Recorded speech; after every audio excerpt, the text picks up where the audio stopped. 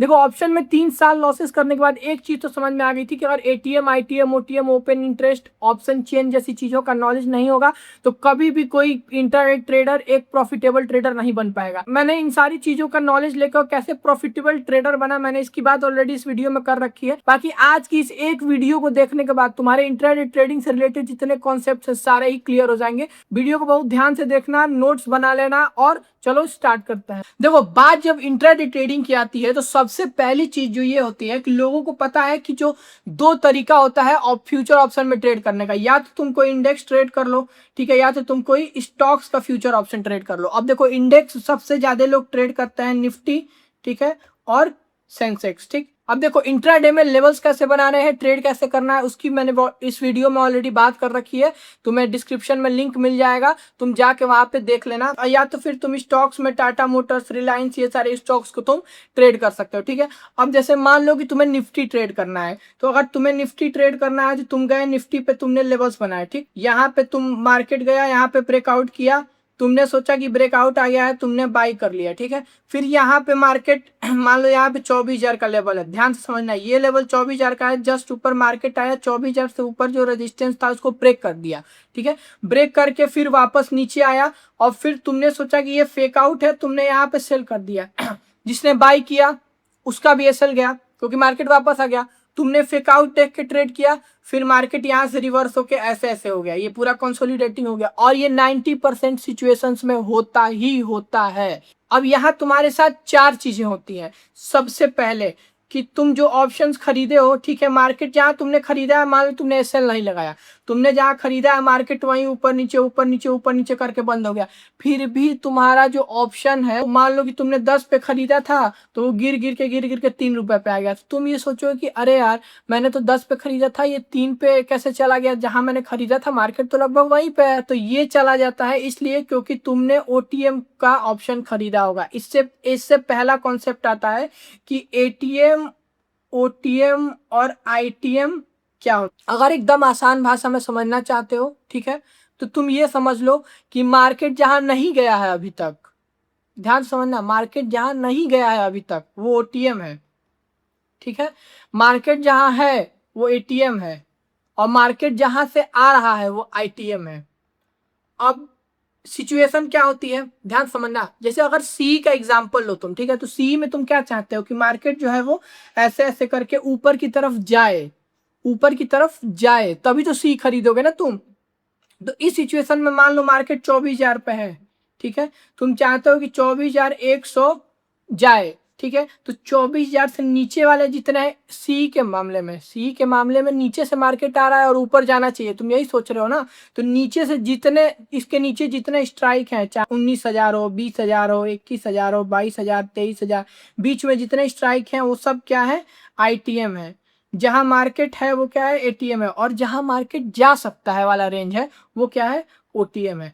एकदम उल्टा हो जाता है पी के मामले में। पी के मामले में क्या होता है कि तुम चाहते हो कि मार्केट नीचे जाए, तब तो तुम्हें पी में फायदा होगा ना। तो जब नीचे जाए चाहते हो तो नीचे जैसे 24,000 से लेके और जीरो के बीच में जितने हैं वो सब ओटीएम है, ये एटीएम है। और मार्केट जब मार्केट गिरता है तो कहां से गिरता है, ऊपर से ही तो गिरेगा ना। तो ऊपर वाले जितने होंगे वो सब क्या होंगे, आईटीएम हो गए। बहुत ज्यादा सोचने की जरूरत नहीं है, सिंपल एक चीज दिमाग में रखो कि मार्केट जहां से आ रहा है वो सब आईटीएम है। सी के मामले में नीचे से, पी के मामले में ऊपर से। और तुम जहां सोच रहे हो कि मार्केट जाएगा तो तुम्हें फायदा होगा, फ्यूचर कि जहां जा सकता है तो फायदा होगा, वो सारी चीजें क्या होती हैं, ओटीएम होती है। जैसे 24,000 से ऊपर वाले सारे सी के मामले में ओटीएम होंगे और पी के मामले में 24,000 से नीचे सारे ओटीएम होंगे, समझ रहे हो। बस ये सिनारियो इतना ही आसान है आईटीएम, एटीएम और ओटीएम को समझना। अब तुम दूसरा ये सोचोगे कि यार मैंने यहाँ ये 24,000 का लेवल है, मार्केट यहाँ से गया, यहाँ ब्रेकआउट किया, मैंने खरीदा, मार्केट यहाँ आया, यहाँ कंसोलिडेट कर दिया, ये 2400 का लेवल है, ठीक है। तो तुम सोचोगे ये ऐसा क्यों किया, मार्केट ने कहीं मूवमेंट ही नहीं दिया। तो ये जो है ये स्मार्ट मनी कराती है। तुमने सुना होगा बहुत ज्यादा जगह पे कि स्मार्ट मनी क्या होती है, ये स्मार्ट मनी कराती है। कैसे कराती है, तुम अगर जाके ऑप्शन चेन का डेटा देखोगे, ठीक है, बताता हूं मैं अभी। तो ऑप्शन चेन का डेटा देखोगे ना तो तुम देखोगे कि 24,000 पे बहुत ज्यादा पुट सेलर्स बैठे होंगे, ठीक है, और 24,100 पे बहुत ज्यादा कॉल सेलर्स। अब कॉल सेलर्स ऊपर से प्रेशर बना रहे हैं, पुट सेलर्स नीचे से, मार्केट कहीं नहीं जा रहा है, बीच में कहीं कंसोलिडेट करके क्लोज हो गया, समझ रहे हो। तो इसलिए जरूरी होता है कि तुम यहाँ ट्रैप ना हो जाओ, इसलिए तुम ऑप्शन चेन या ओपन इंटरेस्ट का डेटा देख लो, ठीक है। इसकी बात करेंगे अभी आगे वीडियो में, ठीक है। साइकोलॉजिकल लेवल्स जो होते हैं, ठीक है, वो भी सपोर्ट रेजिस्टेंस की तरह काम करता है। देखो ये सारी चीजें नोट कर लेना, अगर ये सारी चीजें तुम नोट्स लेके बैठे रहोगे, ठीक है, तो फिर तुम्हें वीडियो को 2-3 बार देखोगे, तुम्हें समझ में आ जाएंगी, बहुत इंपॉर्टेंट चीजें बताने वाला हूँ मैं, ठीक है। तो जो सपोर्ट रेजिस्टेंस होता है साइकोलॉजिकल लेवल की तरह वो भी काम करता है। हो सकता है कि यहाँ तुमने एक रेजिस्टेंस बनाया है और यहाँ 24,000 का लेवल है, तो मार्केट यहाँ से ब्रेक करेगा पर 24,000 से रिजेक्ट करके अंदर आ जाएगा। तुम सोचोगे यार अभी तो ब्रेकआउट दिया था, ठीक, थोड़ा सा सस्टेन करके जाना चाहिए था, तो ये नीचे क्यों गिर गया। अब तुम्हें ये नहीं पता है या फिर शायद तुमने ध्यान नहीं दिया कि ऊपर 24,000 का लेवल है, ये भी एक रेजिस्टेंस का काम कर सकता है। अब यहाँ पे इंपॉर्टेंट क्या हो गया, सपोर्ट रेजिस्टेंस का लेवल जो है साइकोलॉजिकल, ठीक है। ऊपर से ओटीएम आईटीएम एटीएम वाली चीजें तुम्हें ध्यान रखनी है। तीसरी चीज की तुम्हें ऑप्शन चेन और ओपन इंटरेस्ट का डेटा देखने आना चाहिए। अब ऑप्शन ग्रीक्स का भी नॉलेज इसमें तुम्हें होना चाहिए। क्यों? क्योंकि जब तुम देखोगे कि मार्केट ऐसे ऐसे कंसोलिडेट कर रहा है, ठीक है, और तुमने ओटीएम ना लेके तुमने एटीएम ही लिया है, मार्केट कंसोलिडेट कर रहा है, तुमने ऑप्शन चेन में देख लिया है कि यार ठीक है, पर क्या पता ब्रेकआउट आ जाए या फिर हो सकता है कि डाउन साइड पे आएगा, ये सोचे, ठीक है। और मार्केट यहीं ऐसे ऐसे करके बंद हो गया। जो एटीएम तुमने 100 रुपए का खरीदा था, मार्केट जहां तुमने खरीदा था वही है, पर ये जो 100 रुपए का प्राइस है वो 80 या फिर मान लो कि 70 या फिर हो सकता है कि 60 या 50 भी चला जाए। अब तुम सोचोगे कि यार मैंने जहां खरीदा था वहीं है, ये मार्केट 100 से 50 कैसे चला गया, तो ये चला जाता है ऑप्शन ग्रीक की वजह से। तो अब इन सारे एग्जांपल से हम लोगों ने क्या निकाला कि तुम्हें सबसे पहले नॉलेज होना चाहिए ऑप्शन ग्रीक्स का। किसका? ऑप्शन ग्रीक्स का। दूसरा तुम्हें नॉलेज होना चाहिए ऑप्शन चेन का, और मोस्टली ऑप्शन चेन्स में ओपन इंटरेस्ट। तीसरी चीज जिसकी तुम्हें नॉलेज होना चाहिए कि सपोर्ट रेजिस्टेंस कौन कौन से साइकोलॉजिकल लेवल्स होते हैं जो एज ए सपोर्ट रेजिस्टेंस काम कर सकते हैं। ये सारी चीजों का नॉलेज तुम्हें मिनिमम बता रहा हूं मैं कि होना चाहिए। बाकी तुम्हें एटीएम खरीदना है कि ओटीएम खरीदना है, कब तुम्हें आईटीएम खरीदना है, कब तुम्हें ओटीएम इग्नोर करना है, एक्सपायरी पास में है तो आईटीएम इग्नोर कर, ये बेसिक चीजें हैं जिनकी तुम्हें नॉलेज होनी चाहिए। तो देखो एटीएम आईटीएम ओटीएम की तो बात हो गई। अब चलते हैं थोड़ा ऑप्शन ग्रीक्स पे। देखो ऑप्शन ग्रीक्स की ऑलरेडी एक वीडियो ये देखो मैंने बना रखी है, ठीक है, पर देखो इसको एक छोटा सा एग्जांपल से समझ लेते हैं, मैं तुम्हें बता देता हूं। पर अगर तुम्हें अप्रोप्रिएट नॉलेज चाहिए बिल्कुल ही डिस्क्रिप्टिव, तो जाके इस वीडियो को देख सकते हो, डिस्क्रिप्शन में तुम्हें लिंक मिल जाएगा, ठीक है। अब जब तुम ऑप्शन ग्रीक्स की बात करते हो तो जैसे फॉर एग्जाम्पल मान लो कि जो 20,000 पे तुमने निफ्टी को देखा, ठीक है, निफ्टी 20,000 से 100 चला गया, और तुम्हारा मान लो जो 20,000 का तुमने सी खरीदा था वो 100 रुपए से 40 रुपए चला गया। तो ये जो 40 रुपए का मूवमेंट आया है, ये आता है डेल्टा की वजह से। ध्यान से समझना, सारी चीजें एक ही एग्जांपल में समझा दूंगा। अब मान लो तुमने इसको होल्ड करके रखा था और यही सेम चीज 20,200 चली गई, और जो तुम्हारा प्रीमियम है वो 40 से 100 चला गया, ठीक। तो तुम ये सोचोगे कि अरे यार अगर पहले 100 पॉइंट भागा था, ठीक है, तो 40 रुपए भागा था, तो फिर 100 ही पॉइंट भागा है तो 40 ही तो भागना चाहिए ना, तो ये 60 पॉइंट कैसे भाग गया। तो ये जो एक्स्ट्रा 20 पॉइंट भागा है ये भागता है गामा की वजह से। किसकी वजह से? गामा की वजह से। इसीलिए गामा को rate of change of delta भी कहते हैं। जैसे जैसे इन द मनी होता जाएगा वैसे वैसे डेल्टा और गामा की वजह से प्रीमियम बहुत स्पीड से भागता है, समझ रहे हो। तीसरा होता है थीटा। थीटा की वैल्यू क्या होती है? एक्सपायरी जितनी पास आएगी थीटा की वैल्यू निगेटिव में उतनी ज्यादा होती है। जैसे मान लो कि अगर ट्यूसडे को एक्सपायरी है तो फ्राइडे को -10 होगी, मंडे को -20 और ट्यूसडे को -30 हुई। तो अब देखो इसमें प्रॉब्लम क्या होती है कि जैसे मान लो कि मार्केट जो है वो 20,100 से 20,200 हो गया, ठीक है। तो इस सिचुएशन में फिर 20,100 आ गया, फिर 20,200 हो गया, फिर 20,100 आ गया, फिर 20,200 हो गया।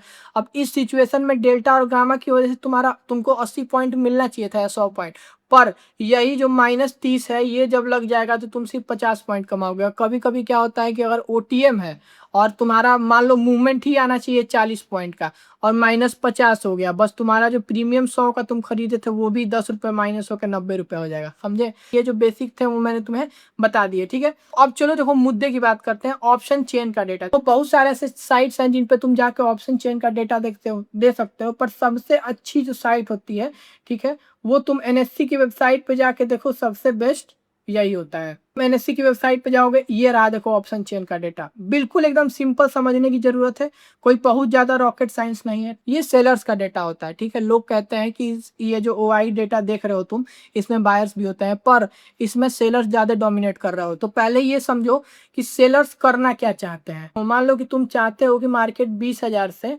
ठीक है, 20,100 चला जाए और मुझे प्रॉफिट हो जाए मार्केट के ऊपर जाने पर। तुम्हारे पास दो सिनेरियो है, या तो तुम सी को बाई कर लो, ठीक है, या तो पी को सेल कर दो। फायदा क्या होता है, अगर तुमने पी को सेल किया है, ठीक है, तो मार्केट अगर कंसोलिडेट भी कर रहा है, इस सिचुएशन में भी तुमको प्रॉफिट होगा।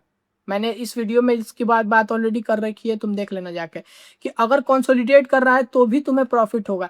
पर सी अगर तुमने बाई किया है तो मार्केट को तुम्हें प्रॉफिट देने के लिए अच्छा खासा ट्रेंडी होना पड़ेगा। तो 90% जो लोग होते हैं, जो बिग मनी होते हैं, वो सी बाई करने से ज्यादा प्रेफर करते हैं पी को सेल करना, ताकि अगर कोई और बड़ा प्लेयर मार्केट में आता है और इन दोनों के बीच में भिड़ंत होती है, मार्केट कंसोलिडेट भी करने लगता है, ठीक है, तो इनका जो ये प्रीमियम है वो ओटीएम होकर एक्सपायर हो जाएगा, जीरो हो जाएगा, और ये जितना प्रीमियम पे इन्होंने खरीदा होगा वो पूरा प्रीमियम डाइजेस्ट कर जाएंगे अंदर, समझ रहे हो, पैसा कमा लेंगे अच्छा खासा। तो अगर इस सिचुएशन में देखा जाए तो पी जिन्होंने सेल किया है वो क्या बनाते हैं, सपोर्ट बनाते हैं। क्या बनाते हैं, सपोर्ट बनाते हैं। और जो सी जिन्होंने सेल किया वो क्या बनाते हैं, रेजिस्टेंस बनाते हैं। क्या बनाते हैं, रेजिस्टेंस बनाते हैं। तो अब जैसे होता क्या है, देखो मान लो कि 20,000 है और 20,100 है, यहाँ पे लोग सी सेल करके बैठ गए, 20,000 पे लोग पी सेल करके बैठ गए। अब 20,000 एक सपोर्ट बन गया, ये एक रेजिस्टेंस बन गया, मार्केट इसके बीच में घूमते हुए क्लोज होकर गया।